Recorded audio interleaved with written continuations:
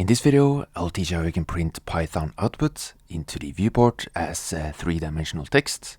So let's press A, then X to delete everything in the viewport. And then let's go into the scripting workspace. And I'm going to increase the font size so that you can see what I'm writing. And then let's hide the sidebar. And then first we're going to import BPY, which is the Blender module for Blender functions and so on. And then next, let's add some text so that we get the code for adding texts.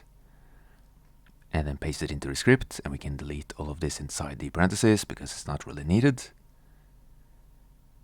And then we need to set the text object equal to the variable obj so that we can refer to the text object. And then we're going to set the text object data, which is the text, equal to hello world, so that the text is hello world for this text object. And then let's delete the previous text and run the script. And as you can see, we have the hello world text. And then next, we can make the text three-dimensional as well. So let's add some solidify thickness to the object.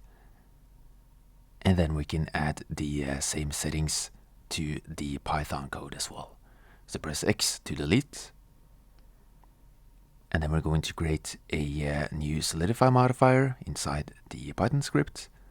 So solidify equal to obj, which is the text object, then dot modifiers dot new. And then we're going to create a new solidify modifier.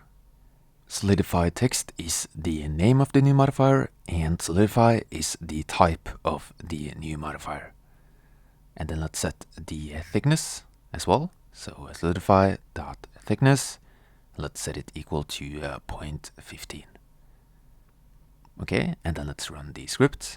And as you can see, we have a three-dimensional hello world print.